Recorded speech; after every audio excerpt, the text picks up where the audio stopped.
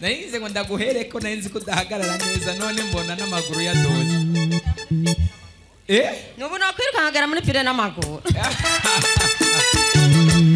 Genda hari ugaruke turaje. Genda hari ugaruke turaje.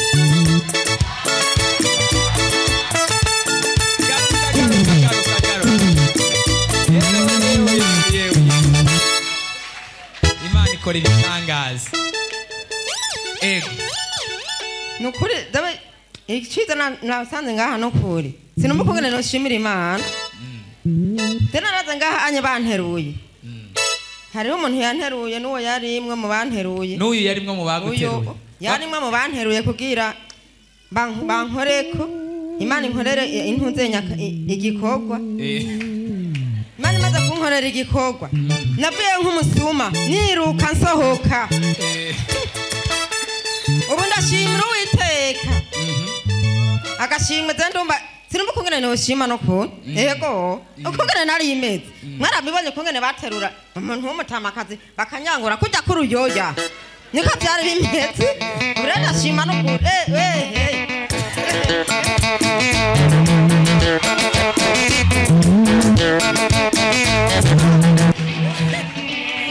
Tena hallelujah. Ariko Imana arepatase tuyikomera amashimeshi.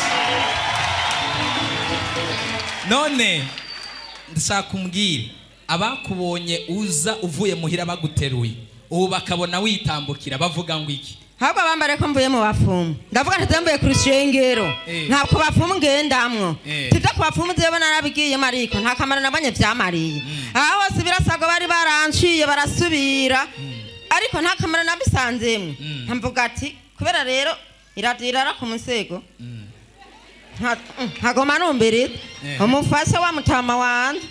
Kambara ati aha hantu zeno bakomenga. Ni sawa. Muzehati burya rero ngo tuzinduke tugendayo.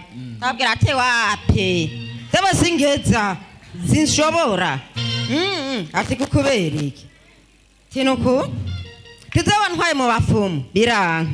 Untwara mu rukaramu biranka. Tinone iyo indi shingiro uri kurantwara. Ngwigo tugenda ahantu zamuganda kunda kuvuga borepe muri antunga abantu b'Imana. Atanu bitwa kwijabe.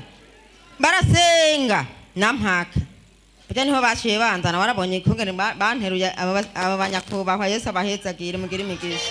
Nukuri twongera Imana amashimeshi cyane subira mu kibanza.